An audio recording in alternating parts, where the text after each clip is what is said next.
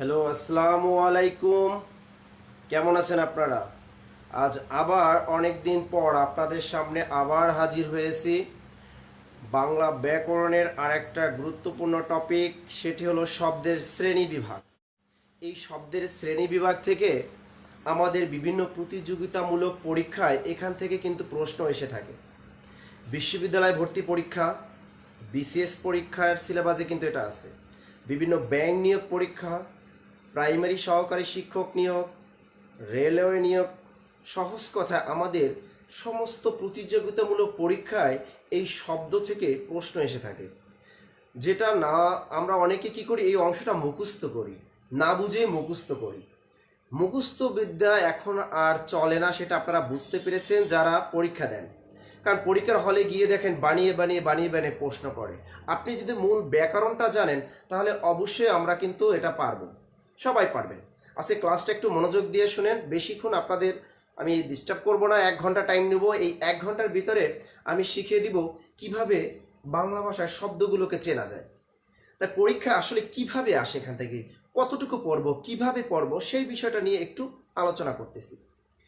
একটু খেয়াল করেন, এখানে আমি লিখেছি শব্দের শ্রেণী বিভাগ। আসলে শব্দ জিনিসটা কি? সাউন্ড, ইংরেজিতে কি বলে? সাউন্ড। এই জিনিসটা কি আসলে? আমি একটা এই শব্দ করলাম, এটা হ্যাঁ, এটাও কিন্তু শব্দ। বাংলা ব্যাকরণের শব্দটা হলো, আমরা জানি অর্থবোধক মানে ধ্বনি, মুখ নিঃসৃত অর্থবোধক আওয়াজকে বলা হয় ধ্বনি। কি বললাম? মুখ নিঃসৃত বা কণ্ঠ নিঃসৃত অর্থবোধক আওয়াজকে বলা হয় ধ্বনি। এই ধ্বনির লিখিত রূপকে বলা হয় বর্ণ। এই বর্ণগুলোকে আমরা সাজিয়ে তৈরি করি নতুন নতুন শব্দ। তাহলে আমি পরীক্ষায় কিন্তু প্রশ্ন আসে যে এক বা একাধিক বর্ণ মিলে যে অর্থ প্রকাশ করে তাকে কি বলে? একটা চাকরি নিয়ে পরীক্ষা এসেছিল যে এক বা একাধিক বর্ণ মিলে যে অর্থ প্রকাশ করে তাকে কি বলে? তাকেই কিন্তু বলে শব্দ। তার মানে একটা বর্ণ দ্বারাও কিন্তু কি হতে পারে? একটা শব্দ হতে পারে। যেমন থ অর্থ কি? আকাশ। তার মানে একটা বর্ণ দ্বারাও একটা কি শব্দ হতে পারে। তার এক বা একাধিক বর্ণ সাজিয়ে আমরা তৈরি করতে পারি কি শব্দ। তাহলে এটা কিন্তু মনে রাখতে হবে, এক বা একাধিক বর্ণ মিলে যে অর্থ প্রকাশ করে তাকে বলা হয় শব্দ। মুখস্থ করতে হবে, কারণ এটাও কিন্তু আমাদের পরীক্ষায় আসছে। অর্থবোধক ধ্বনিকে কি বলে? এটাও কিন্তু একটা চাকরি পরীক্ষা আসছে যে অর্থবোধক ধ্বনিকে কি বলে? অর্থবোধক ধ্বনিকে বলা হয় শব্দ। তারপর বাক্যের ক্ষুদ্রতম এককে কি বলা হয়? তাও কিন্তু বলা হয় কি শব্দকে। তাহলে পরীক্ষা আসে যে বিভিন্ন দৃষ্টিকোণ থেকে বাংলা ভাষায় শব্দকে কয় ভাগে ভাগ করা যায়। পরীক্ষায় আসে যে শব্দকে সাধারণত কয় ভাগে ভাগ করা যায়। তা যদি বলে বিভিন্ন দৃষ্টিকোণ থেকে শব্দকে কয় ভাগে ভাগ করা যায়, তাও হবে 3 ভাগে ভাগ করা যায়। যদি বলে শব্দকে প্রধানত কয় ভাগে ভাগ করা যায়, তাও হবে কত? 3 ভাগে ভাগ করা যায়। তাহলে এই যে শব্দ 3 প্রকার, একটা হলো গঠন অনুসারে, একটা হলো অর্থ অনুসারে, আর একটা হলো উৎস অনুসারে। পরীক্ষায় প্রাইমারি সহকারী শিক্ষক নিয়ে পরীক্ষা আসছিল যে গঠন অনুসারে বাংলা ভাষায় শব্দকে কয় ভাগে ভাগ করা যায়। তাহলে গঠন অনুসারে শব্দকে 2 ভাগে ভাগ করা যায়। একটা হলো মৌলিক শব্দ, আর একটা হলো সাধিত শব্দ। 18তম বিশেষ পরীক্ষা আসছিল অর্থ অনুসারে বাংলা ভাষায় শব্দকে কয় ভাগে ভাগ করা যায়। 2019 সালে অডিট নিয়োগ পরীক্ষা এসেছিল যে অর্থ অনুসারে বাংলা ভাষায় শব্দকে কয় ভাগে ভাগ করা যায়। তাহলে তাহলে এই অর্থ অনুসারে এই অংশটা পরীক্ষায় সবচেয়ে বেশি আসে কিন্তু, যে অর্থ অনুসারে বাংলা ভাষার শব্দকে কয় ভাগে ভাগ করা যায়। তার মনে রাখবেন যে অর্থ অনুসারে বাংলা ভাষায় 3 ভাগে ভাগ করা যায়। একটা হলো যৌগিক শব্দ, 2 নম্বরে হলো রুর বা রুরি শব্দ, আর একটা হলো যোগরূঢ় শব্দ।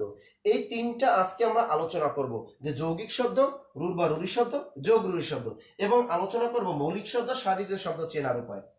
এরপরে আসে উৎস অনুসারে। হ্যাঁ, এই উৎস অনুসারে এটাও কিন্তু ইম্পর্টেন্ট। এখান থেকে পরীক্ষায় কিন্তু বিশেষ পরীক্ষায় ধরে, এবং ঢাকা বিশ্ববিদ্যালয় ভর্তি পরীক্ষাও কিন্তু এখান থেকে প্রশ্ন ধরে। সেটা হলো তৎসম শব্দ, অর্ধ তৎসম শব্দ, তদ্ভব শব্দ, দেশি শব্দ, আর একটা হলো বিদেশি শব্দ। এই দেশি বানানটা খেয়াল রাখেন, তালবস্যায় রস্বইকার। বিদেশি বানানটাও খেয়াল রাখেন, তালবস্যায় রস্বইকার। এই বানান দুটোও কিন্তু আপনারা অনেকেই ভুল করে থাকেন, এই বানান দুটো একটু খেয়াল রাখবেন। তাহলে আমরা এবার চলে যাব গঠন অনুসারে বাংলা ভাষায় শব্দ কিভাবে আপনি চিনবেন। পরীক্ষা আসে গোলাপ, যেটা আপনাদের একেবারে মুখস্থ হয়ে গেছে যে গোলাপ এটি কোন ধরনের শব্দ। সবাই জানেন গোলাপ হলো মৌলিক শব্দ, শুধু একটাই মুখস্থ করছেন, একটাই জানেন। পরীক্ষায় যদি ঘুরিয়ে ঘুরিয়ে বানিয়ে দেয় তখন আমরা কিন্তু অনেকেই সেটা পারি না। সেক্ষেত্রে আমরা এখন গঠন অনুসারে শব্দের শ্রেণী বিভাগটা দেখি। প্রথমে শিখব মৌলিক শব্দ। তাহলে মৌলিক শব্দ কোনটা? আরেকটা হলো সাধিত শব্দ। মৌলিক শব্দ সহজ কথা মনে রাখেন, যে শব্দটাকে আমরা ভাঙতে পারবো না বা বিশ্লেষণ করতে পারবো না, অর্থাৎ ভাঙলে এটা আলাদা কোনো অর্থ পাবো না, সেটার নামই হলো মৌলিক শব্দ। তাহলে দেখি সেই গোলাপটার কাছেই আমরা চলে যাই। গোলাপ বহুল একেবারে প্রচলিত একটা শব্দ, যেটা বারবার পরীক্ষা আসে, গোলাপ। এখন এই গোলাপ শব্দটা আপনি ভাঙতে পারবেন না। ভাঙাটা বলতে কি বোঝাচ্ছে? অর্থাৎ এই শব্দটাকে আপনি সন্ধি বিচ্ছেদ করতে পারবেন না, এই শব্দটাকে আপনি কি সমাস নির্ণয় করতে পারবেন না, এটা কি কোনো উপসর্গ যুক্ত করতে পারবেন না, এই শব্দটা কোনো প্রত্যয় নির্ণয় করতে পারবেন না। সেটা কি বলা হয়? মৌলিক শব্দ। অর্থাৎ মৌলিক শব্দ কোনটা?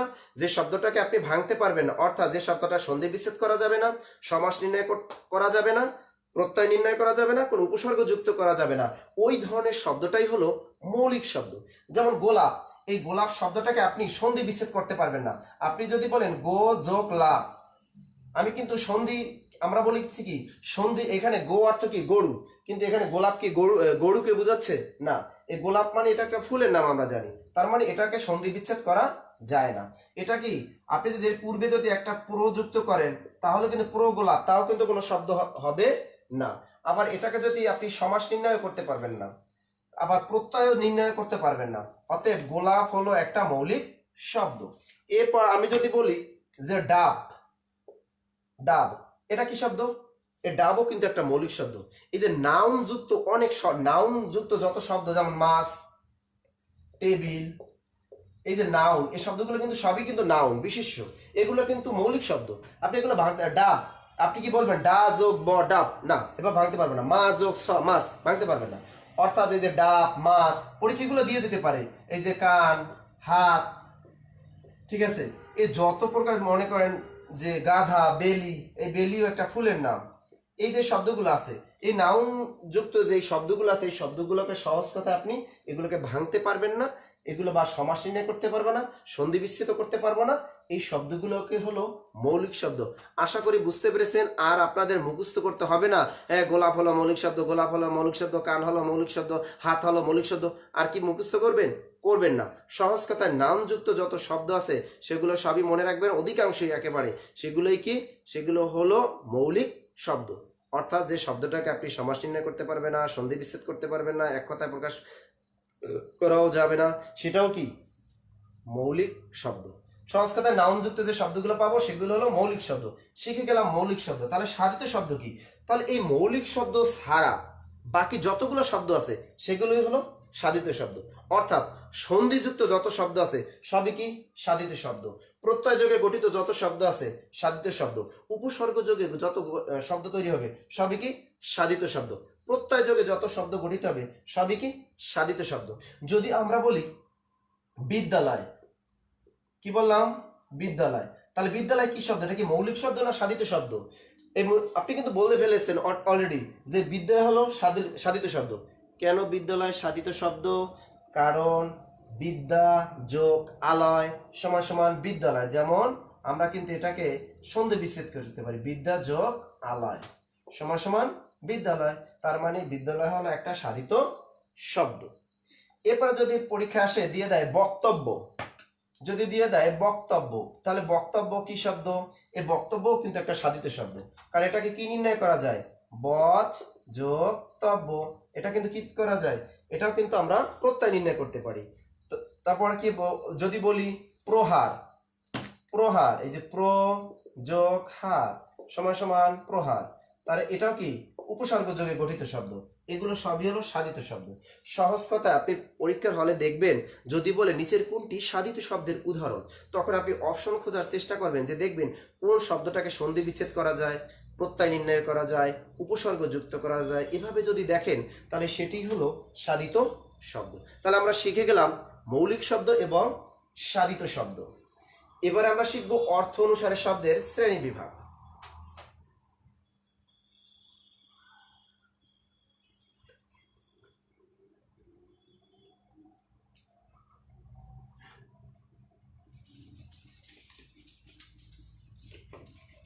এরপরে আমরা শিখব অর্থ অনুসারে শব্দের শ্রেণী বিভাগ। এই অংশটা নিয়ে আমাদের সবচেয়ে বড় ঝামেলা। স্টুডেন্টদের পড়তে হয়, যেমন অনেক টিচাররা শুধু ক্লাসে দেখে মুখস্থ করাচ্ছে, আরে বারবার মুখস্থ করাচ্ছে। তাহলে এগুলো কি মুখস্থ বিদ্যা? তো এখন আর কাজে লাগে না, আমরা জানি। তাহলে আমরা কিভাবে পারি? তাহলে আমরা এখন শিখব অর্থ অনুসারে শব্দের শ্রেণী বিভাগ। আমরা জানি অর্থ অনুসারে শব্দকে 3 ভাগে ভাগ করা যায়, মনে থাকে জানো, খুবই গুরুত্বপূর্ণ। এক নম্বরে কি? এক নম্বর হলো যৌগিক শব্দ, কম্পাউন্ড ওয়ার্ড। ইংরেজিতে বলা হয় কম্পাউন্ড ওয়ার্ড, তার মানে হলো যৌগিক শব্দ। তাহলে এই যৌগিক শব্দটা কি? পরীক্ষায় কিন্তু আসে, নিচের কোনটি যৌগিক শব্দের উদাহরণ? পরীক্ষা আসে যে গায়ক এটি কোন শব্দ, ঠিক আছে, আসে বলদ এটি কোন শব্দ, তৈল এটি কোন শব্দ, মিতালি এটি কোন ধরনের শব্দ, এরকম দিয়ে দেয় কিন্তু পরীক্ষার হলে। তাই এগুলো আমরা কেমনে পারবো একটু দেখার চেষ্টা করি। তাহলে আমরা শিখবো যৌগিক শব্দ। মনে রাখবেন, নবম দশম শ্রেণী বই দেয়া আছে যে সকল শব্দের ব্যুৎপত্তিগত অর্থ ও ব্যবহারিক অর্থ একই রকম তাকে যৌগিক শব্দ বলে। সংজ্ঞাটা আমি একটু লিখে দিচ্ছি। যে সকল শব্দের ব্যুৎপত্তি, যে সকল শব্দের ব্যুৎপত্তিগত অর্থ ও ব্যবহারিক অর্থ একই রকম তাকে কি বলে? এই সংজ্ঞাটা কিন্তু মুখস্থ করতে হবে। আমি কেন এই সংজ্ঞাটা লিখলাম, কারণ এই সংজ্ঞাটাও কিন্তু চাকরি পরীক্ষা আসে। তাহলে সংজ্ঞাটা আপনারা কি মুখস্থ করবেন? যে সকল শব্দের ব্যুৎপত্তিগত অর্থ, এই ব্যুৎপত্তি মানে কি? উৎসগত অর্থ। আবার বলে দিচ্ছি, ব্যুৎপত্তি মানে উৎসগত অর্থ, অর্থাৎ এই শব্দটা কোথা থেকে আসছে। তাহলে যে সকল শব্দের ব্যুৎপত্তিগত অর্থ ও ব্যবহারিক অর্থ, অর্থাৎ আমরা বর্তমানে এটা কিভাবে ব্যবহার করি সমাজে, সেই অর্থটা, অর্থাৎ যে সকল শব্দের ব্যুৎপত্তিগত অর্থ ও ব্যবহারিক অর্থ একই রকম তাকে কি বলে? যৌগিক শব্দ বলে। এবং এটা চেনার একটা চোরামি বুদ্ধি হলো, এটা আর একটা চেনার উপায় একটু মনে রাখেন। চেনার উপায়টা হলো, এটা কেমনে চিনবেন পরীক্ষা হলে? শুধু প্রত্যয় যোগে গঠিত হবে, শুধু প্রত্যয় যোগে গঠিত হবে, শুধু প্রত্যয়যুক্ত শব্দ। তাহলে আমি চেনার উপায়টা কি বললাম? শুধু প্রত্যয়যুক্ত শব্দ। তাহলে যৌগিক শব্দ কোনগুলো? পরীক্ষা দিবে নিচের কোনটি যৌগিক শব্দের উদাহরণ।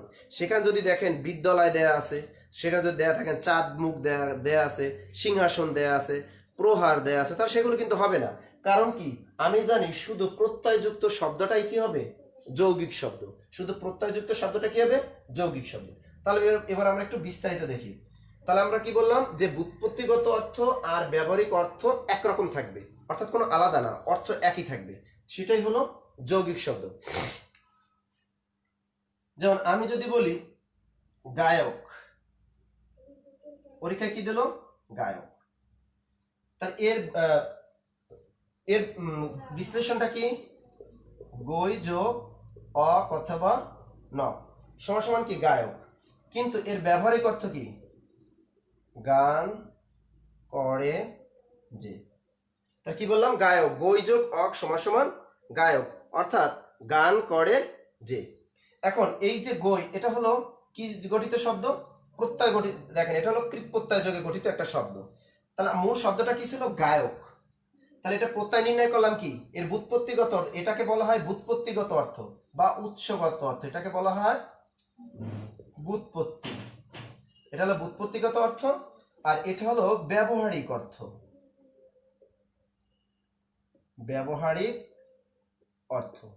তাহলে একটু খেয়াল করি আমরা, এটা হলো ব্যুৎপত্তিগত অর্থ আর এটা হলো ব্যবহারিক অর্থ।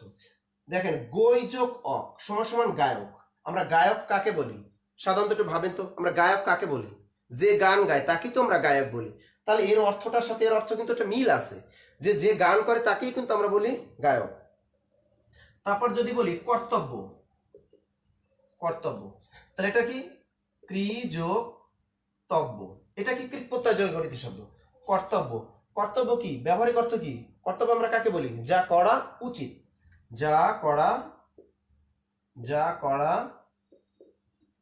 উচিত, তাকেই আমরা কি বলি? কর্তব্য। তারপর দেখেন, পরীক্ষা আসতে পারে মিতালি, এটা কিন্তু অনেকবার পরীক্ষা আসছে মিতালি।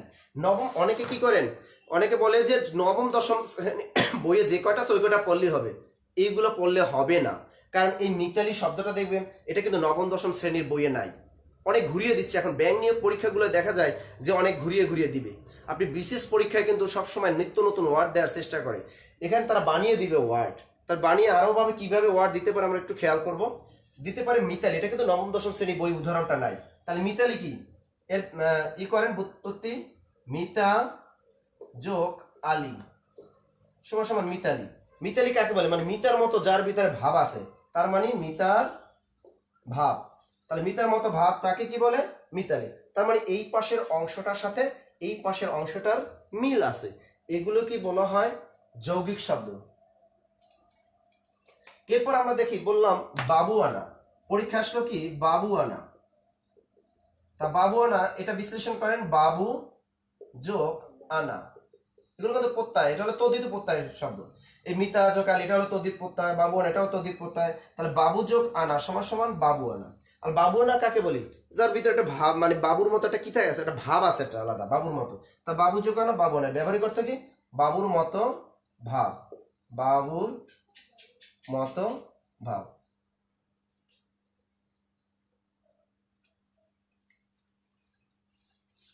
এখন অনেকে আমরা মুখস্থ করি, এইগুলো হলো আমাদের যৌগিক শব্দ। এরপর যদি বলে চিকা মারা, চিকা মারা, তাহলে চিকা মারাটা কি হবে, এর বিষয় হলো চিকা যোগ মারা সমান সমান চিকা মারা। তাহলে এই যে চিকা যোগ মারা, চিকা মারা, চিকা মারা এর অর্থ কি, ব্যবহারিক অর্থ হলো দেয়ালের লিখন, দেয়ালের লিখন। তাহলে চিকা মানে দেয়াল, মারা মানে লেখা, তাহলে চিকা মারা অর্থ দেয়ালের লিখন। তাহলে আমরা এভাবে মনে রাখতে পারি। অনেকেই বলে, আমরা ছোটবেলা থেকে পড়ে আসছি যে মধুর গায়ক কর্তব্য না করে বাবুয়ানা ভাব করে দরিদ্রকে সঙ্গে নিয়ে চিকা মারতে গেল। এটা কিন্তু অনেকেই মুখস্থ করি। যারা প্রশ্ন করে ওরাও কিন্তু জানে যে এইটাই আমাদের ছোটবেলা থেকে শিখে আসছে, টিচাররা শিখাইছে ক্লাসে কি, যে মধুর গায়ক কর্তব্য না করে বাবুয়ানা ভাব করে দরিদ্রকে সঙ্গে নিয়ে চিকা মারতে গেল। এখন যে প্রশ্ন করতে বসে সেও তো জানে যে পোলাপানের যেহেতু এইটা মুখস্থ করেছে, অতএব আমরাও এবার প্রশ্ন করব কিভাবে, এর বাহিরে, অর্থাৎ এই নবম দশম শ্রেণী এই বইয়ের উদাহরণগুলোর বাহিরে গিয়ে প্রশ্ন করব। যখনই প্রশ্ন করে তখনই পরীক্ষার হলে আমাদের ধরা খাওয়া লাগে, কারণ যারা আমরা মুখস্থ করেছি তারাই ধরা খাবো। আমরা কিন্তু আজকে মুখস্থ করব না, আমি আগেই বলেছি যে আমরা শিখবো। তাহলে দেখি আমরা আরো যদি উদাহরণ, যে পরীক্ষা আসতে পারে গোলাপি, কি দিল পরীক্ষায়, গোলাপি দিল। তাহলে গোলাপিটা কি হবে, আসতে পারে গোলাপি, এটি কোন ধরনের শব্দ, গোলাপি এটা কি যৌগিক শব্দ, এটা কি রুর বা রুরি শব্দ, না এটি যোগ রুরু শব্দ। তাহলে আমরা দেখি গোলাপি, গোলাপি গোলাপি বানানটা কিন্তু পয় রস্বইকার, অনেকে গোলাপি বানানটা কিন্তু দীর্ঘইকার দিয়ে লেখেন, ভালো করে খেয়াল রাখেন। গোলাপি এটা কিন্তু রস্বইকার, গোলাপি কি রস্বইকার। তাহলে গোলাপি, আর এটার প্রত্যয় নির্ণয় করেন, গোলাপ যোগ এই রস্বই সমান সমান গোলাপি। তাহলে গোলাপি আমরা কাকে বলি, এটা হলো ব্যুৎপত্তিগত। তাহলে ব্যবহারিক অর্থটা কি, গোলাপের মতো, যেটা গোলাপি কি গোলাপের মতো রং যার, গোলাপের মতো। সহজ কথা, গোলাপি আমরা কাকে বলি, যে গোলাপ ফুলের মতো যে কালারটা তাকে আমরা কি বলি, গোলাপি। তাহলে এই অর্থটার সাথে এদিকের অর্থটার কিন্তু মিল আছে, অর্থাৎ এর যে ব্যুৎপত্তিগত অর্থটা আর ব্যবহারিক অর্থটার ভিতরে একটা মিল খুঁজে পাওয়া গেল। এটা কি বলা হয় কি যৌগিক শব্দ। আর পরীক্ষা যদি আমাদের আসে গোলাপি, তাহলে এটা দেখেন এটা কিন্তু কি শব্দ, এটা হলো প্রত্যয়, কোন প্রত্যয়, তদ্ধিত প্রত্যয় গঠিত শব্দ। তাহলে এই পাশের অংশের সাথে এই পাশের অংশটাও মিল আছে, এটাই হলো কি যৌগিক শব্দ। পরীক্ষায় যেমন ব্যাংক নিয়োগ পরীক্ষায় দিয়েছিল, বাংলাদেশ ব্যাংক এডিতে দিয়েছিল রাধুনী, যে রাধুনী, এই রাধুনী বানানটা খেয়াল করেন, যে বাজারে যে রাধুনী গুঁড়ো মশলা আছে সেখানে রাধুনী বানানটা কিন্তু দীর্ঘইকার দেয়া, কিন্তু রাধুনী বানানটা কিন্তু দীর্ঘইকার না, রাধুনী বানানটা কি রস্বইকার, কারণ এটা অতৎসম শব্দ। তাহলে রাধুনী বানানটা রস্বইকার, বানানটাও খেয়াল রাখেন। তাহলে রাধুনী এটা কি গঠিত শব্দ, এটা কিন্তু অবশ্যই প্রত্যয় গঠিত শব্দ। তাহলে দেখি আমরা এটা প্রত্যয় নির্ণয় করি, এই যে রাধ যোগ উনি সমান সমান রাধুনী, এটা হলো কৃত প্রত্যয়। তা রাধুনী, তাহলে রাধুনী আমরা কাকে বলি, রান্না করে যে তাকে তো আমরা রাধুনী বলি, তাহলে মিল আছে তো, রান্না করে যে। তাহলে রাঁধুনি আমরা কাকে বলি? রান্না করে যে, অর্থাৎ যে রান্না করে তাকেই তো আমরা রাঁধুনি বলি। অর্থাৎ এই পাশের অর্থের সাথে এই পাশের অর্থের মিল খুঁজে পাওয়া গেল। অতএব এগুলোই হলো যৌগিক শব্দ।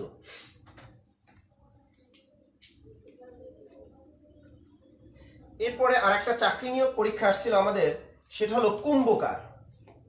দেখছেন কিভাবে প্রশ্ন করে, কঠিন কঠিন প্রশ্ন করে। চাকরি নিয়োগ পরীক্ষা আসছিল কুম্ভকার, এটি কোন ধরনের শব্দ? অনেকে কিন্তু সমস্যায় পড়ে গিয়েছিলাম আমরা যে কুম্ভকার এটি কোন ধরনের শব্দ। 9-10 বইয়ে তো নাই। কুম্ভকার এর প্রত্যয় নির্ণয় করেন কুম্ভ যোগ কার সমান সমান কুম্ভকার। এখন এই কুম্ভকার মানে কি? কুম্ভ মাটির জিনিসপত্র তৈরি করে যে। কুম্ভকার কাকে বলি? মাটির জিনিসপত্র তৈরি করে যে, তাকে কিন্তু আমরা কুম্ভকার বলি। তাহলে কুম্ভকার মানে কি? যে কুম্ভ যোগ কার সমান সমান কুম্ভকার, মাটির জিনিসপত্র তৈরি করে যে, তাকে বলা হয় কুম্ভকার। তাহলে কুম্ভকার হলো একটা যৌগিক শব্দ। পরীক্ষা আসতে পারে সাংবাদিক। কি আসতে পারে? পরীক্ষায় দিয়ে দিল সাংবাদিক, এটি কোন ধরনের শব্দ? তাহলে কি বললাম? সাংবাদিক। এই শব্দগুলো কিন্তু 9-10 বইয়ে দেয়া নেই, তো এগুলো কিন্তু পরীক্ষা আসে। তাহলে কিভাবে আমরা পারবো এটা? তা সাংবাদিক এটা বিশ্লেষণ করেন। সাংবাদিক কাকে বলে? সংবাদ যোগ ইসনিক সমান সমান সাংবাদিক। সাংবাদিক আমরা কাদেরকে বলি? যারা সংবাদ পরিবেশন করে। তাহলে আমরা এই পাশে লিখতে পারি সংবাদ পরিবেশন করে যে। মিলে গেছে। তার মানে এই পাশের অংশটার সাথে এই পাশের অংশটার সাথে এই পাশের অংশটা মিলে গেল। তার মানে সাংবাদিক এটা হলো আমাদের যৌগিক শব্দ। এরপর যে পরীক্ষা আসছে নাগরিক। এই নাগরিক এগুলো কিন্তু বিশ্ববিদ্যালয় ভর্তি পরীক্ষা এরকম আসে, নাগরিক। তাহলে নাগরিক, তার নাগরিক এটা কোন শব্দ? এটা কি রুড়ি শব্দ, না যৌগিক শব্দ, না যোগ রুড়ি শব্দ? তার নাগরিক এটা দেখেন তো, নগর যোগ ইসনিক, এটা হলো তদ্ধিত প্রত্যয়। নগর যোগ ইসনিক। আমরা জানি কৃত প্রত্যয় যুক্ত হয় ধাতুর সাথে, আর তদ্ধিত প্রত্যয় যুক্ত হয় নাম শব্দের সাথে। নাম শব্দ অর্থাৎ নাউনের সাথে যুক্ত হয়। তাই এই নগর এটা একটা নাউন, সংবাদ এটাও একটা নাউন। এই জন্য সাংবাদিক আর নাগরিক দুটোটাই হলো তদ্ধিত প্রত্যয়। তাহলে নাগরিক, নগর যোগ ইসনিক সমান সমান নাগরিক। তা নাগরিক কাকে বলি? কাদেরকে বলি আমরা? নগরের অধিবাসী বা বাসিন্দাদের আমরা বলি নগরের বাসিন্দা। যারা নগরের অধিবাসী বা বাসিন্দা তাদেরকে আমরা কি বলি? তাদেরকে কিন্তু আমরা নাগরিক বলি। আশা করি আপনারা বুঝতে পেরেছেন এই যৌগিক শব্দটা কি। আসলে আমরা তিনোটা যখন পড়ে শেষ করতে পারবো তখনই আমরা বুঝতে পারবো আসলে এই শব্দ কোনটা যৌগিক শব্দ, কোনটা রুড়ি শব্দ, কোনটা যোগ রুড়ি শব্দ। ততক্ষণ আমাদের সাথে থাকুন। তাহলে এবারে অন্যভাবে যাদের মস্তিষ্ক একটু কম, অর্থাৎ যাদের একটু উপস্থিত মানে মুখস্থ বিদ্যা আছে, যে না এগুলো আমাদের মনে থাকবে না, তার অন্য কি, তাহলে একটা টেকনিক লিখে দিচ্ছি, যে টেকনিকটা মনে রাখেন, পরীক্ষা হলে অ্যান্সার করে আসতে পারবেন। তাহলে এবার আমি যৌগিক শব্দ চেনার আর একটা টেকনিক লিখে দিচ্ছি। তার টেকনিকটা কি?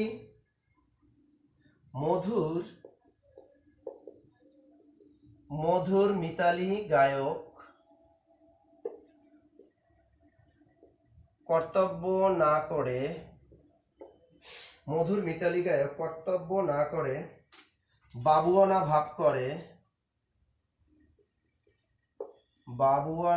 ভাব করে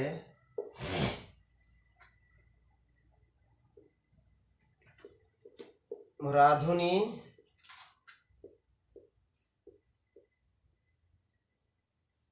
দৌহিত্রকে সঙ্গে নিয়ে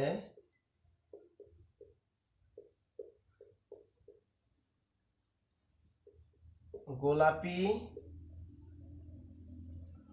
চিকা মারতে গেল। তাহলে এটা কি লিখলাম? এটা কিন্তু মুখস্থ করে ফেলবেন। এই শব্দগুলোই কিন্তু আমাদের এ যাবৎকালে চাকরি পরীক্ষায় এখান থেকেই আসছে, তাই এগুলো মুখস্থ করে ফেলুন। মধুর কি শব্দ? যৌগিক শব্দ। মিতালি কি শব্দ? যৌগিক শব্দ। গায়ক কি শব্দ? যৌগিক শব্দ। কর্তব্য কি শব্দ? যৌগিক শব্দ। বাবুয়ানা যৌগিক শব্দ। রাধুনী যৌগিক শব্দ। দৌহিত্র যৌগিক শব্দ। গোলাপি যৌগিক শব্দ। চিকামারা যৌগিক শব্দ। টেকনিকটা কি? মধুর মিতালি গায়ে কর্তব্য না করে বাবুয়ানা ভাব করে দহিত্রকে সঙ্গে নিয়ে গোলাপি চিকা মারতে গেল। তাহলে আপনারা যদি ওভাবে মনে না রাখতে পারেন, এই টেকনিকটা মনে রাখেন। এই টেকনিকটাই হলো আমাদের যৌগিক শব্দ চেনার উপায়।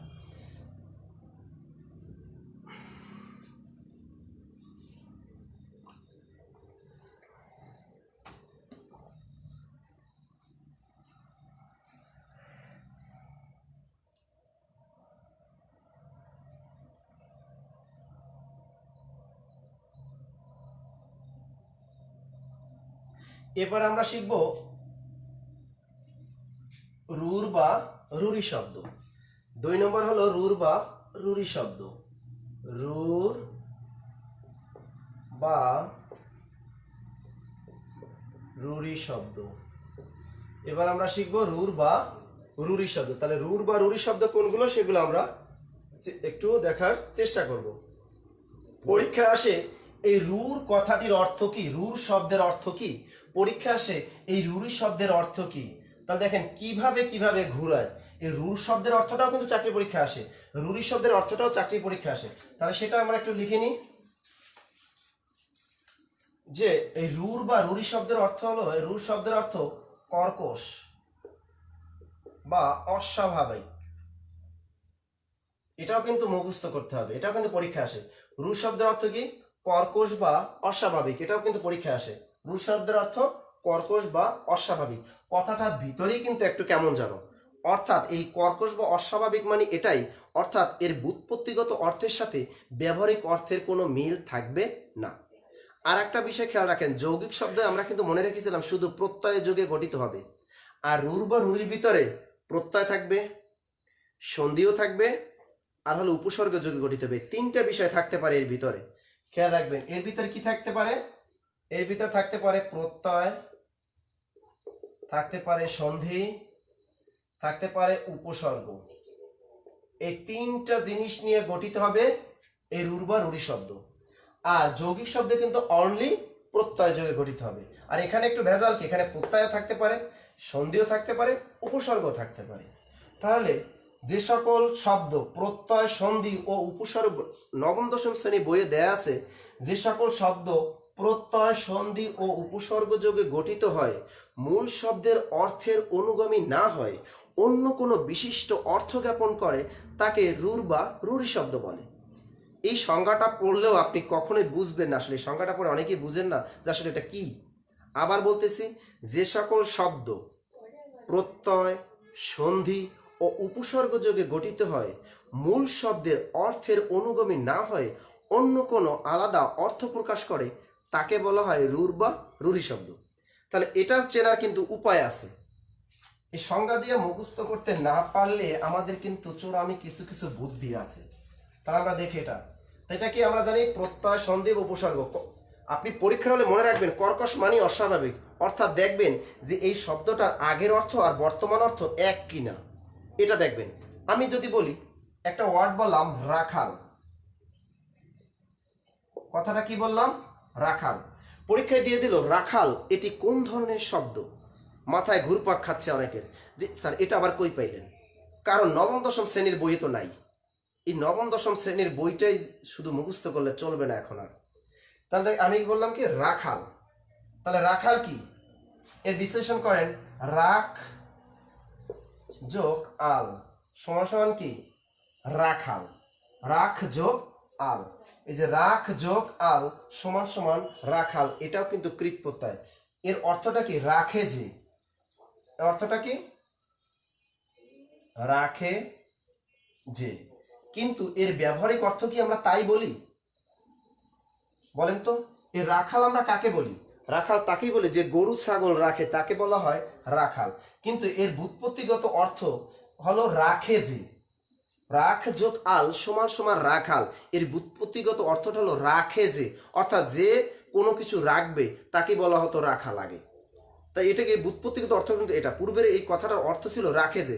আপনি যদি গরু রাখতেন তাকেও আপনাকে রাখাল বলতো, আপনি যদি গরু না রেখে ঘোড়া রাখতেন তারপরও রাখাল বলতো, আপনি যদি টাকা পয়সা রাখতেন তারপর আপনাকে রাখাল বলতো। সহজ কথায় যে কোনো কিছু যদি রাখতো তাকেই রাখাল বলা হতো। কিন্তু বর্তমানে আমরা রাখাল বলি কাকে? আমরা কিন্তু বলি গরু বা পশু চড়ায় যে, গরু অথবা পশু চড়ায় যে, তাকেই বলি আমরা রাখাল। অর্থাৎ এর ব্যুৎপত্তিগত অর্থের সাথে এর ব্যবহারিক অর্থের কোনো মিল খুঁজে পাওয়া গেল না। এটা কি বলা হয়? রুর বা রুরি শব্দ। এরপর দেখেন বাঁশি, পরীক্ষায় দিল বাঁশি, এটি কোন ধরনের শব্দ? এটি কি যৌগিক শব্দ, এটি কি রুরি শব্দ, না যোগ রুরি শব্দ? তাহলে বাঁশি কি দেখি আমরা। এই বিশ্লেষণ করেন, প্রত্যয় নির্ণয় করেন, বাঁশ যোগ রস্বই, এটাও কিন্তু দেখেন প্রত্যয় যোগে গঠিত শব্দ। বাঁশ যোগ রস্বই সমান বাঁশি। এখন এর অর্থটা কি? বাঁশি আমরা কি, এর ব্যুৎপত্তিগত অর্থ হলো বাঁশ দিয়ে তৈরি যে কোনো বাদ্যযন্ত্র, বাঁশ দিয়ে তৈরি বাদ্যযন্ত্র, বাঁশ দিয়ে তৈরি যে কোনো বাদ্যযন্ত্র, যে কোনো বাদ্যযন্ত্র, তাকে আমরা কি বলি? বাঁশি। যে বাঁশ দিয়ে আপনি যে কোনো ধরনের বাদ্যযন্ত্র, তার মানে আমরা একটা ডালা বা কুলা এগুলো যে তৈরি করি, এগুলোকে কিন্তু তাহলে আগে কি বলা হতো? বাঁশি বলা হতো। কিন্তু বর্তমানে আমরা ব্যবহারিক বাঁশি শব্দটা কোন অর্থে ব্যবহার করি? একটা মাত্র বাদ্যযন্ত্রকে বোঝায়। অর্থাৎ এই বাঁশ দিয়ে নির্মিত একটা মাত্র বাদ্যযন্ত্রকে বোঝানো হচ্ছে কি? বাঁশি। অর্থাৎ এর ব্যুৎপত্তিগত অর্থের সাথে এর ব্যবহারিক অর্থে কোনো মিল খুঁজে পাওয়া গেল না। তারপর সন্দেশ, আর একটা শব্দ কি পেলাম? সন্দেশ। এর বিশ্লেষণ করেন, সমযোগ দেশ, এটা কিন্তু সন্ধি গঠিত শব্দ। সমান সন্দেশ। তা সন্দেশ মানে কি? দেশের খবর। এটা সন্দেশ কাকে, এটা হলো দেশের খবর, দেশের খবর। কিন্তু বর্তমানে আমরা সন্দেশ কথাটি কি অর্থে ব্যবহার করি? মিষ্টি জাতীয় দ্রব্য। অর্থাৎ এই কথাটি বর্তমানে আমরা ব্যবহার করি, এই মিষ্টি জাতীয় যে কোনো দ্রব্যকে বলা হয়, একটা মিষ্টি জাতীয় একটা দ্রব্য যেটা আমরা খাই সেটাকে বলা হয় কি? সন্দেশ। অর্থাৎ এর ব্যুৎপত্তিগত অর্থের সাথে এই ব্যবহারিক অর্থের কোনো মিল খুঁজে পাওয়া গেল না, এই জন্য এটা হলো রুর বা রুরি শব্দ। আবার খেয়াল করেন, সন্দেশ কিন্তু এটা আবার একটা সন্ধিগঠিত শব্দ, তাহলে এটাও কি? তারপর দেখেন এটা হলো রুরি শব্দ। হস্তি, হস্তি কি? এর বিশ্লেষণ করে, হস্ত যোগ ইন সমান কি? হস্ত যোগ ইন সমান হস্তি। এটা কি? হস্তি শব্দের অর্থ কি? হাতি বা যে কোনো পশু কিন্তু হস্তি। কিন্তু এখানে হস্তি বলতে মানে কি? হাত আছে যার, হাত আছে যার। আগে কিন্তু এটার অর্থ ছিল হাত আছে যার, অর্থাৎ যার হাত আছে তাকে কি বলা হতো? হস্তি বলা হতো। কিন্তু এখন কি তা বলে? হাত আছে যার তাকে কি হস্তি, তার মানে আমার হাত আছে, আমিও একটা হস্তি, তাই আমি কি হাতি? হাতি না। আপনার দুইটা হাত আছে, আপনিও কি হাতি? না। কিন্তু আগে কিন্তু তাই বলা হতো। হস্তি বলতে আগে কাকে বোঝাতো? এই যে হাতকে বোঝানো হতো। কিন্তু বর্তমানে হস্তি বলতে আমরা হাতকে বুঝি না, এটা একটা পশুকে বুঝি, নির্দিষ্ট পশুটার নাম হলো, একটা বিশাল দেহ আকৃতির একটা হাতিকে বলা হয় হস্তি। তার মানে দেখতে পেলাম আমরা এর ব্যুৎপত্তিগত অর্থের সাথে ব্যবহারিক অর্থের কোনো মিল থাকলো না। এটাই হলো রুর বা রুরি শব্দ। এরপর আমরা দেখি আর একটা, দেখি তো পরীক্ষায় যদি আসে মাংস, এটি কোন ধরনের শব্দ? এটা কিন্তু নবম দশম শ্রেণীর বইয়ে নাই, তার পরীক্ষায় দিয়ে দিতে পারে মাংস, এটি কি যৌগিক শব্দ? আপনি দেখেন এই মাংস এটা কি কোনো যৌগিক শব্দ কিনা, আবার দেখেন রুরি শব্দ কিনা বা যোগ, কেমনে পারবেন? এটা নবম দশম শ্রেণী বইয়ে তো নাই। তার মাংস এটা ভাঙেন, মা যোগ অংশ সমান মাংস, মা যোগ অংশ, তার মানে এর অর্থটা হলো মায়ের অংশ। অর্থটা কি ছিল? মায়ের অংশ। কিন্তু এর বর্তমানে ব্যবহারিক অর্থটা আমরা মাংস কাকে বলি? বুঝতেই পারতেছেন, এখানে ব্যুৎপত্তিগত অর্থটা ছিল কি? মায়ের অংশ। কিন্তু মাংস কি আমরা মায়ের অংশকে বলি? যে মা একটা অংশ যে পাবে তাকে কি আমরা মাংস বলি? না, আমরা বর্তমানে মাংস বলি কাকে? গোস্ত। অর্থাৎ মাংস একটা নির্দিষ্ট অন্য একটা শব্দ বোঝাচ্ছে। অর্থাৎ এই ব্যুৎপত্তিগত অর্থের সাথে ব্যবহারিক অর্থের কোনো মিল খুঁজে পাওয়া গেল না। এটাই হলো রুর বা রুরি শব্দ। এরপরে দেখেন পরীক্ষা আসতে পারে শ্বশুর। তাহলে পরীক্ষা আসলো কি? শ্বশুর, এটা কিন্তু 9-10 বইয়ে নাই। তাহলে শ্বশুর এই বিশ্লেষণটা করি, আমরা দেখি স যোগ সুর সমান শ্বশুর। এখন এই শ্বশুর আমরা কাকে বলি? আমরা জানি সাধারণত যে পুরুষ যদি বিয়ে করে তাহলে তার ওয়াইফের বাবাকে বলা হয় শ্বশুর, আবার কোনো মেয়ে যদি বিয়ে করে তাহলে তার হাজব্যান্ডের বাবাকে বলা হয় কি শ্বশুর। এটা আমরা বর্তমানে ব্যবহার করি। আমরা দেখি এর ব্যুৎপত্তিগত বা উৎসগত অর্থটা কি ছিল। তার এই ব্যুৎপত্তি বা উৎসগত অর্থটা স অর্থ হলো তাড়াতাড়ি, স অর্থটা হলো তাড়াতাড়ি, আর সুর অর্থ হলো খাওয়া। তার পূর্বে এই শ্বশুর শব্দের অর্থ ছিল তাড়াতাড়ি খাওয়া। তাই শ্বশুর এর পূর্বে অর্থটা কি ছিল? তাড়াতাড়ি খাওয়া। তার মানে শ্বশুর শব্দের অর্থ হলো তাড়াতাড়ি খাওয়া। কিন্তু বর্তমানে কি শ্বশুর শব্দের অর্থ তাড়াতাড়ি খাওয়া অর্থে ব্যবহার করি না। আমরা শ্বশুর শব্দটা ব্যবহার করি বর্তমানে কি অর্থে? বলেই তো দিছি। তার মানে আপনি যদি বিয়ে করেন, বিয়ে করার পর কি হবে? বাপ হবে, সেটাই কি শ্বশুর। তা হয়ে গেল শ্বশুর। চাকর, পরীক্ষা আসলো চাকর। চাকর এগুলো কিন্তু আমি 9-10 বইয়ের বাহির থেকে উদাহরণ দিয়ে বুঝিয়ে দিচ্ছি। চাকর এটা বিশ্লেষণ করেন, চা যোগ কর সমান সমান কি চাকর। এখন চাকর কিন্তু চা যোগ কর মানে চা তৈরি করে যে, চাকর আমরা কাকে বলি? এর ব্যুৎপত্তিগত বা উৎসগত অর্থটা এরকমই ছিল, চা তৈরি করে যে। কিন্তু বর্তমান কি চাকর বলি যে চা তৈরি করে তাকে আমরা চাকর বলি? আপনি কি করলেন? আপনি আপনার ওয়াইফ আপনাকে চা বানিয়ে দিল, তাকে কি আপনি চাকর বলবেন? বলবেন না। আপনি যে কোনো একটা বাসায় গেলেন, আপনাকে চা তৈরি করে খাওয়ালো, তাকে কি আপনি চাকর বলবেন? বলবেন না। কিন্তু পূর্বে কিন্তু তাকেই বলা হতো চাকর, যে চা তৈরি করে খাওয়াতো, তাকে কি বলা হতো? চাকর। কিন্তু বর্তমানে আমরা চাকর বলি কাকে? আমরা কিন্তু চাকরটা আলাদা একজনকে বোঝাচ্ছি। তার মানে থার্ড পারসন। তার মানে হয়ে গেল চাকর এটা আলাদা বোঝাচ্ছে, তার এই ব্যুৎপত্তিগত অর্থের সাথে ব্যবহারিক অর্থের কোনো মিল থাকলো না। এটাই হলো রুর বা রুরি শব্দ। এবার দেখেন পাঞ্জাবি। এই পাঞ্জাবি বানান কিন্তু রস্বইকার, পাঞ্জাবি কিন্তু বিদেশি শব্দ। অর্থাৎ পাঞ্জাবি বানান, আবার দোকানে পাঞ্জাবি কিনতে যান, লেখা থাকে পাঞ্জাবির দোকান, দীর্ঘার দিয়ে লেখা থাকে। পাঞ্জাবি বানান কিন্তু দীর্ঘইকার না। আর পাঞ্জাবি একটা কি? পাঞ্জাবি কাদের বলা হয়? এই বিশ্লেষণ করেন, পাঞ্জাব যোগ রস্বই প্রত্যয় নির্ণয় করলাম। তাহলে পাঞ্জাব যোগ রস্বই সমান সমান কি পাঞ্জাবি। আর পাঞ্জাবি কাকে বলি? এর ব্যুৎপত্তিগত বা উৎসগত অর্থ হলো পাঞ্জাবের অধিবাসী। পাঞ্জাবের অধিবাসী। কিন্তু আমরা পাঞ্জাবের অধিবাসী কি বর্তমানে পাঞ্জাবি বলি? বলেন তো। মূলত এটা পাঞ্জাবি আমরা কাকে বলি এখন কিন্তু আলাদা হচ্ছে। পাঞ্জাবের আমরা যে একটা পোশাক, নির্দিষ্ট একটা পোশাককে বোঝাচ্ছে পাঞ্জাবি, তাহলে এটাও দেখেন আলাদা হয়ে গেল। তাহলে ব্যুৎপত্তিক অর্থের সাথে ব্যবহারিক অর্থের কোনো মিল খুঁজে পেলাম না, এটাই হলো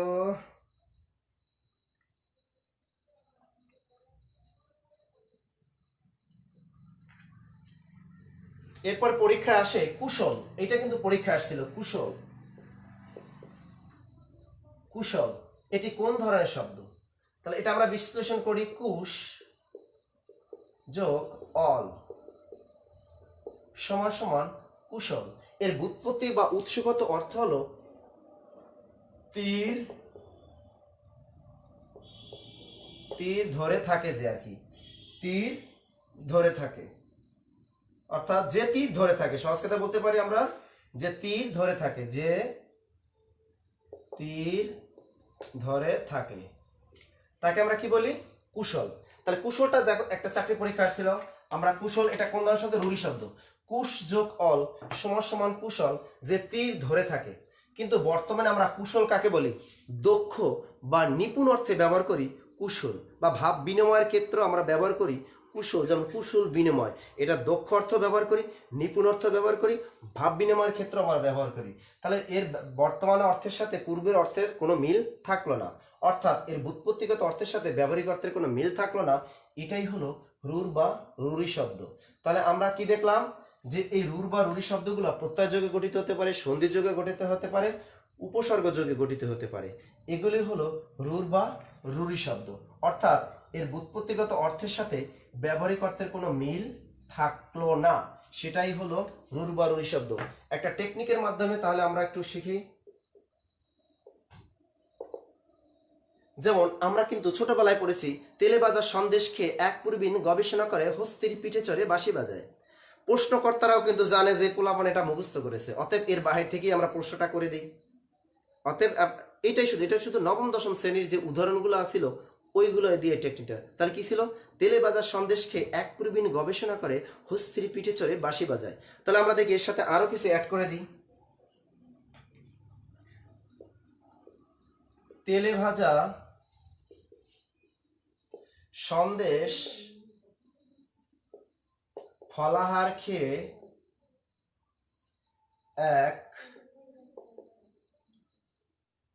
এক রাখাল প্রবীণ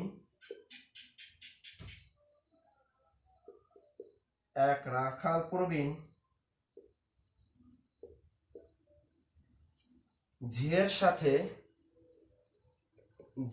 সাথে কুশল বিনিময়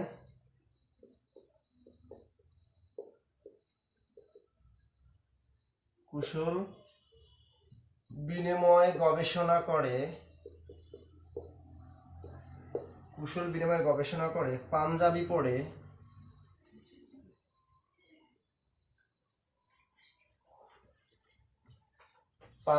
পরে হস্তির পিঠে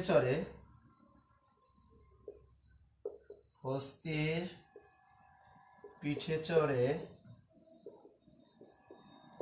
মন্দিরে বসে বাঁশি বাজায়।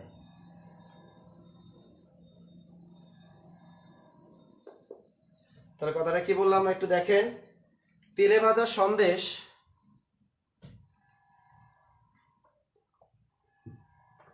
টেকনিকটা একটু মনে রাখেন।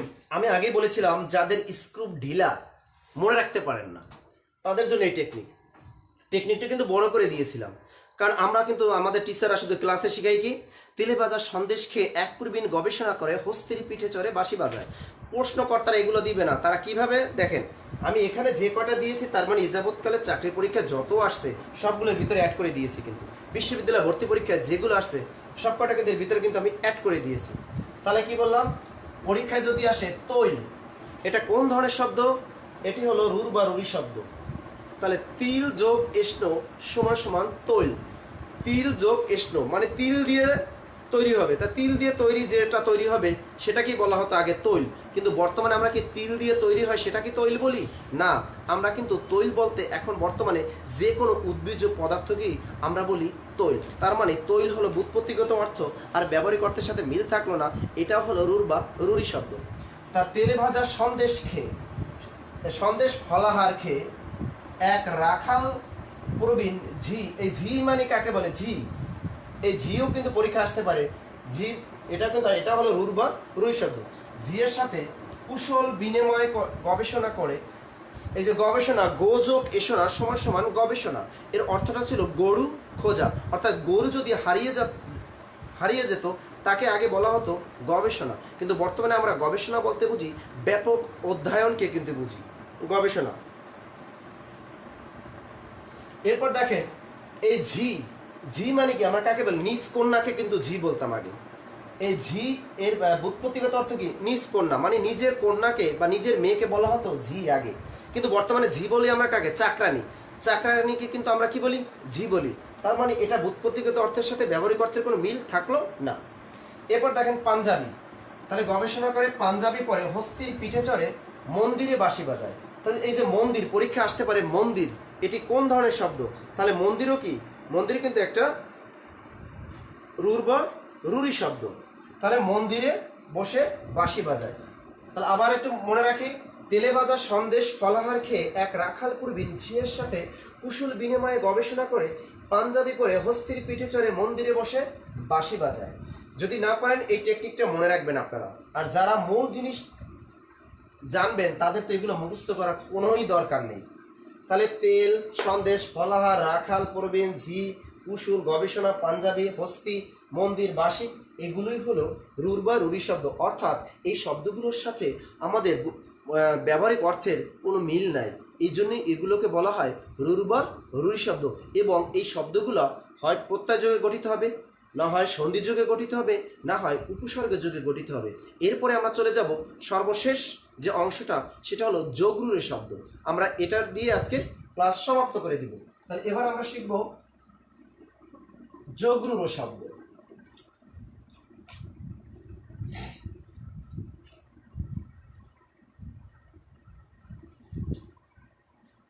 আমি মুছে ফেলছি। অনেকে যারা লিখতে পারেন না বা বুঝতে একটু সমস্যা হচ্ছে তারা আমার ফেসবুক আইডিতে ঢুকে, এখানে দেয়া থাকবে ভিডিওটা, আপনি এখানে ঢুকে পরবর্তীতে আপনি যখন সময় পাবেন তখন এই ভিডিওটা দেখে আপনি আবার নোট খাতা তৈরি করে ফেলবেন। অবশ্যই সাথে নেবেন নবম দশম শ্রেণীর ব্যাকরণ বইটা, এটা সাথে নেবেন। আর এই আমার ফেসবুক আইডিতে ঢুকে এখান থেকে এই ভিডিওটা দেখবেন আর পড়বেন। আশা করি শব্দ নিয়ে আর কোনো আপনাদের আর শব্দ মনে হবে না। তাহলে এবারে কি হবে? যোগরূঢ় শব্দ। 3 নম্বরে হবে যোগরূঢ় শব্দ।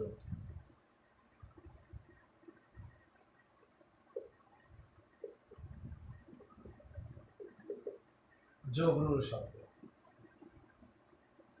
এই যোগরূঢ় শব্দ নবম দশম শ্রেণীর বইয়ে কিন্তু দেয়া আছে যে সমাস নিষ্পন্ন যে সকল শব্দের ব্যুৎপত্তিগত অর্থ ও ব্যবহারিক অর্থের মধ্যে কোনো মিল থাকবে না সেটাই হলো কি যোগরূঢ় শব্দ। অর্থাৎ সমাস নিষ্পন্ন যে সকল শব্দের ব্যুৎপত্তিগত অর্থ ও ব্যবহারিক অর্থের মধ্যে কোনো মিল থাকবে না সেটাই হলো কি যোগরূঢ় শব্দ। এটাও কিন্তু রুর বা রুরির সাথে মিল আছে, পার্থক্য শুধু কি সমাস। পার্থক্যটা কি? সমাস। আর আমি আবার একটু স্মরণ করে দিচ্ছি, যৌগিক শব্দটা শুধু ছিল প্রত্যয় যোগে গঠিত, অর্থাৎ প্রত্যয়যুক্ত শব্দগুলোই ছিল একমাত্র কি যৌগিক শব্দ। আর রুর বা রুরির ভিতরেও প্রত্যয়ও ছিল, সন্ধিও ছিল, উপসর্গও ছিল। আর এই যোগরূঢ় শব্দটা মনে রাখবেন অনলি সমাস যোগে গঠিত শব্দ। তাহলে সমাস যোগে গঠিত শব্দ সেগুলো কি যোগরূঢ় শব্দ। আর এর সাথে রুরির একটু মিল আছে, সেটা হলো এর ব্যুৎপত্তিগত অর্থের সাথে ব্যবহারিক অর্থের কোনো মিল থাকবে না। তাহলে সমাস যোগে গঠিত যে সকল শব্দের ব্যুৎপত্তিগত অর্থ ও ব্যবহারিক অর্থের মধ্যে কোনো মিল থাকবে না তাকে কি বলে? তাকে যোগরূঢ় শব্দ বলে। এই সংজ্ঞাটাও মুখস্থ করবেন 9, 10 এর বই থেকে, কারণ এই সংজ্ঞাটাও পরীক্ষায় আসে। তাহলে আমরা লিখতে পারি যোগরূঢ় শব্দ। পরীক্ষায় দিল বলদ। বলদ সবাই চিনি আমরা, বলদ। এই বলদ এটি কোন শব্দ? এটা কি রুরি শব্দ? এটা কি যৌগিক শব্দ না যোগরূঢ় শব্দ?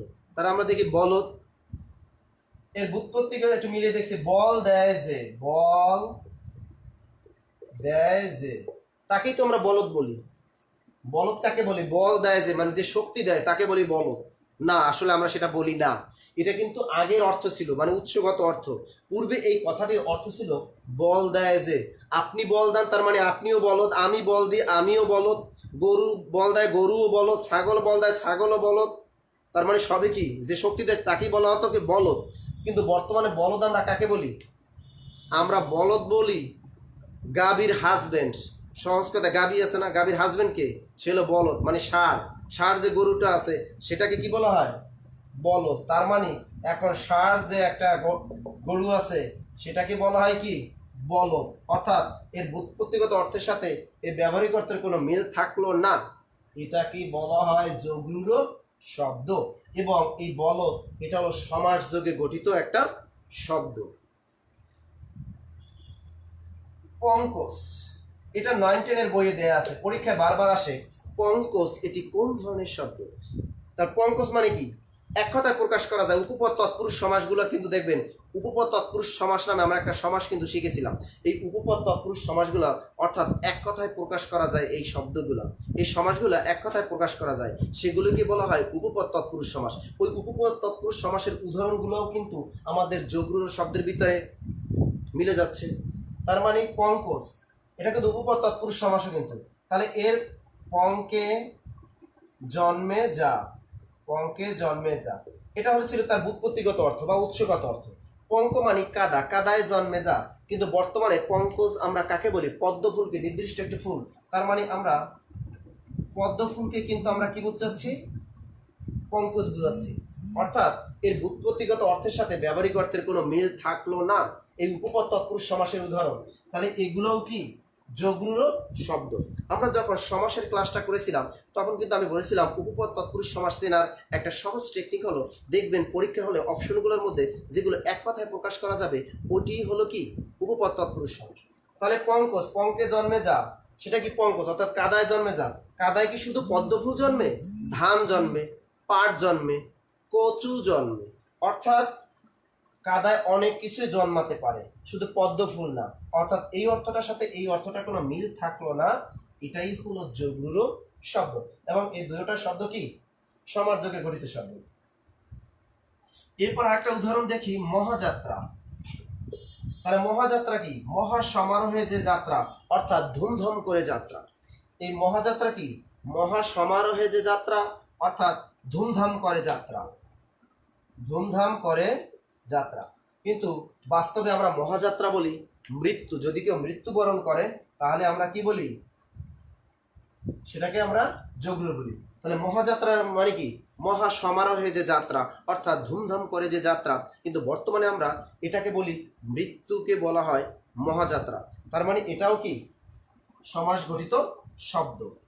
এরপরে দেখেন জলধি। পরীক্ষা দিল জলধি। জলধি মানে কি? জল ধারণ করে যে, জল ধারণ করে যে, অর্থাৎ জল ধারণ করে এমন কোনো কলসি বা পাত্রকে বলা হয় জলধি। কিন্তু বর্তমানে জলধি কাকে বলা হয়? সমুদ্রকে বলা হয়। অর্থাৎ এই ব্যবহারিক অর্থের সাথে এই কোনো মিল থাকলো না, কিন্তু বর্তমানে সমুদ্রকে বলা হয় কি? জলধি। তার মানে এটার সাথে এটার কোনো মিল থাকলো না, এটাও আবার হলো যোগরূঢ় শব্দ, এবং এটা হলো অবশ্যই সমাস গঠিত শব্দ সবগুলো। এরপরে আমরা একটু দেখি যে বইয়ের বাহিরে গিয়ে দেখি। এগুলো তো বললাম আমি নবম দশম শ্রেণীর বইয়েগুলা, কারণ আমাদের ছোটবেলা টিচাররা কিন্তু আমাদের পড়াইছে, বলদ রাজপুত্র পঙ্কজ মহাযাত্রা করে জলধির কাছে গেল। এই যে উদাহরণগুলো 19-এর বইয়ে যে কটা আছে, এই কয়টাই হলো। প্রশ্নকর্তারা বাহির থেকে প্রশ্ন করে, পরীক্ষায় দিয়ে দিল বিনা পানি। কি দিল? বিনা পানি। তার মানে বহুব্রীহি সমাসগুলা, এগুলো কিন্তু যোগরূঢ় শব্দের ভিতরে পড়ে গেল। তাহলে বহুব্রীহি সমাস কোনটা? আমরা জানি বহুব্রীহি সমাস হলো ওইটাই যে সমাসটা পূর্বপদ ও পরপদ কোনটির অর্থ বোঝাবে না, অর্থাৎ থার্ড পার্সন কোনো ব্যক্তি বা বস্তুকে বোঝাবে, সেটাই হলো বহুব্রীহি সমাস। অর্থাৎ পূর্বপদ ও পরপদ কোনোটির অর্থ না বুঝে থার্ড পার্সন কোনো ব্যক্তি বা বস্তুকে যদি বোঝায় তাহলে সেটাকে বলা হয় বহুব্রীহি সমাস। তাহলে পরীক্ষায় দিয়ে দিল বিনা পানি। তাহলে বিনা পানি এটি কিন্তু যোগরূঢ় শব্দ। কিভাবে বিনা পানি? এর ব্যাস বাক্য কি? বিনা পানিতে যা, বিনা পানিতে যা। এই বিনা অর্থ বাদ্যযন্ত্র, এই পানি শব্দের অর্থ হাত। তার মানে হাতে বাদ্যযন্ত্র। তার মানে আপনার হাতে যদি একটা বাদ্যযন্ত্র থাকে আপনাকে বলা হবে কি? বিনা পানি। আমার হাতে যদি একটা বাদ্যযন্ত্র থাকে আমাকেও বলা হতো বিনা পানি। কিন্তু তাই কি না, বর্তমানে বিনা পানি বলা হয় কাকে? দেবী সরস্বতীকে। তাহলে বর্তমানে কিন্তু এই ব্যবহারিক অর্থ হলো দেবী সরস্বতী। দেবী সরস্বতীকে বলা হয় কি? এই সরস্বতী বানানটাও কিন্তু পরীক্ষায় আসে। তাহলে বর্তমানে কিন্তু দেবী সরস্বতীকে বলা হয় বিনা পানি। তাহলে বিনা পানিও কি যোগরূঢ় শব্দ।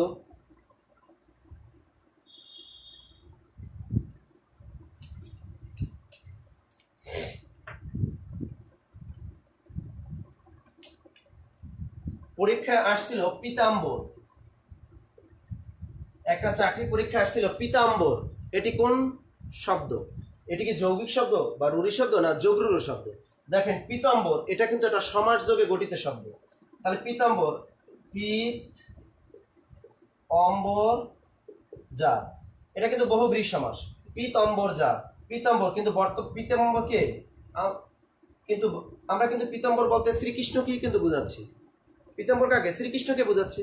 অর্থাৎ এর অর্থটার সাথে এর অর্থ কিন্তু কোনো মিল থাকলো না।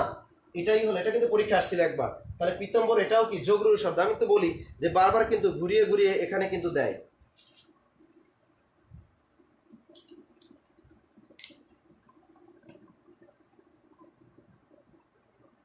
দেখে আর কি আছে আমাদের।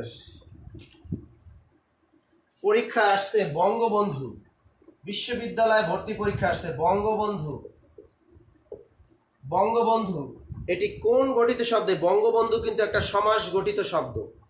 এই বঙ্গবন্ধু এর এটা কি এটা কোন ধরনের শব্দ? এটা কি যৌগিক শব্দ না রূঢ়ি শব্দ না যোগরূঢ় শব্দ?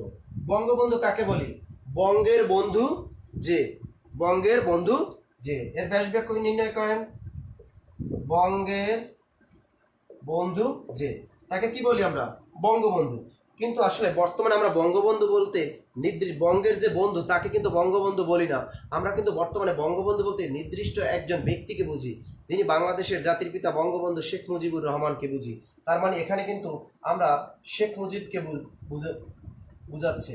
অতএব এই বঙ্গবন্ধু এটা হলো যোগরূঢ় শব্দ। তাহলে এটা একটা টেকনিকের মাধ্যমে আমরা একটু, অনেকগুলো আছে, এটা একটা টেকনিকের মাধ্যমে আমরা একটা মনে রাখি। তার টেকনিকটা লিখে রাখেন, যাদের মনে থাকবে না এগুলো, তার টেকনিকটা হলো বড় করে যে বলদ রাজপুত, কি লিখলাম, বলদ রাজপুত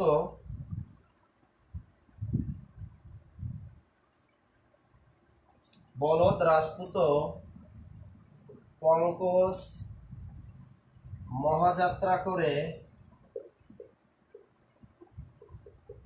জলধির কাছে গেল। তাহলে বলদ কি শব্দ? যোগরূঢ় শব্দ। রাজপুত কি হলো? রাজপুত্র মানে কি? রাজার পুত্র, কিন্তু ভারতের রাজপুত নামে একটা জাতি আছে, তার মানে থার্ড পার্সন বোঝাচ্ছে। পঙ্কজ, মহাযাত্রা, তারপরে কি জলধি, এগুলো 19 বই উদাহরণ, এগুলো হলো যোগরূঢ় শব্দ। তাহলে আমরা আজকে শিখে গেলাম যৌগিক শব্দ, রূঢ়ি শব্দ, আর কি শিখলাম? যোগরূঢ় শব্দ। বলদ রাজপুত পঙ্কজ মহাযাত্রা করে জলধির কাছে গেল। তাহলে আমরা আবার এই তিনটা বিষয় আমরা একটু শর্টকাটে শিখে, আর বেশিক্ষণ সময় নিব না আমরা, আর 2 মিনিটের ভিতরে আমরা শেষ করে দিব। একটু আবার একটু লিখে, আমরা 1 নম্বরে কি ছিল? যৌগিক শব্দ। 1 নম্বরে ছিল যৌগিক শব্দ, 2 নম্বরে ছিল রূঢ় বা রূঢ়ি শব্দ, যৌগিক শব্দ, রূঢ় বা রূঢ়ি শব্দ। 3 নম্বরে ছিল যোগরূঢ় শব্দ। তা তিনটা বিষয় পার্থক্য দেন। এটা কি? এটা ছিল শুধু প্রত্যয়, এটা ছিল কি? প্রত্যয়, সন্ধি, উপসর্গ। আর এটা ছিল কি? সমাস। সমাসের ভিতরে কোনটা? উপপদ তৎপুরুষ, উপপদ তৎপুরুষ। এটা কিন্তু সোরামি বুদ্ধি প্লাস বহুব্রীহি, এগুলা রূপক কর্মধারের ভিতরে হতে পারে, মানে অন্য অন্য সমাজে হবে না তা না, মানে বেশি বেগ এটা, মানে 90% এই উদাহরণগুলো পরীক্ষায় যে দেয় সেটা হলো উপপদ তৎপুরুষ সমাস আর হলো বহুব্রী সমাস। হ্যাঁ, বহুব্রী পরীক্ষা যদি দিয়ে দেয়, বহুব্রী এটি কোন ধরনের শব্দ? এই বহুব্রী নিজেই কিন্তু একটা কি? এই যোগরূঢ় শব্দ, কারণ বহুব্রীহি আছে যার, অর্থাৎ বহু ধান আছে যার। কিন্তু বর্তমানে আমরা বহুব্রী বলতে কিন্তু তা বুঝি না, এই বহুব্রী বলতে কোনো ধনী ব্যক্তিকে কিন্তু বোঝাচ্ছে। অতএব এটারও কোনো ব্যুৎপত্তিগত অর্থের সাথে ব্যবহারিক অর্থের কোনো মিল থাকলো না। এটাই হলো যোগরূঢ় শব্দ। তাহলে আমরা আবার একটু কি শিখে নিলাম? যৌগিক শব্দ হলো কি? প্রত্যয় যোগে গঠিত যে সকল শব্দের ব্যুৎপত্তিগত অর্থ ও ব্যবহারিক অর্থ একই রকম, অর্থাৎ মিল থাকবে, সেটাই হলো যৌগিক শব্দ। যেমন মধুর, মধু যোগরা মধুর, অর্থাৎ মিষ্টি গুণ সম্পন্ন যা, তাকেই আমরা মধুর বলি। এটাই হলো যৌগিক শব্দ, অর্থাৎ এর ব্যুৎপত্তিগত অর্থের সাথে ব্যবহারিক অর্থের একটা মিল থাকলো। এবং মধুর এটা হলো একটা তদ্ধিত প্রত্যয়, অর্থাৎ একটা প্রত্যয়যুক্ত শব্দ। গেল যৌগিক শব্দ। তাহলে রূঢ় বা রূঢ়ি শব্দ কি? রূঢ় শব্দের অর্থ কর্কশ বা অস্বাভাবিক, অর্থাৎ রূঢ় বা রূঢ়ি শব্দ হলো যে সকল শব্দ প্রত্যয়, সন্ধি ও উপসর্গ যোগে গঠিত হয়, মূল শব্দের অর্থের অনুগামী না হয়, আলাদা কোনো অর্থ জ্ঞাপন করবে, তাকেই বলা হবে রূঢ় বা রূঢ়ি শব্দ। এরপর হলো, যেমন আমি যদি বলি সন্দেশ, সমযোগ দেশ সমান সমান সন্দেশ, এটা হলো সন্ধি গঠিত শব্দ। সন্দেশ বলতে আগে বোঝাতো দেশের খবর, কিন্তু বর্তমানে সন্দেশ বলতে বোঝায় কি? মিষ্টি জাতীয় একটা বস্তুকে। তার মানে এর ব্যুৎপত্তিগত অর্থের সাথে ব্যবহারিক অর্থের মিল থাকলো না, এটাই হলো রূঢ় বা রূঢ়ি শব্দ। এরপরে যোগরূঢ় শব্দ কোনটা? অনলি সমাসযোগে গঠিত যে সকল শব্দের ব্যুৎপত্তিগত অর্থের সাথে ব্যবহারিক অর্থের কোনো মিল থাকবে না, সেটাকেই বলা হবে যোগরূঢ় শব্দ।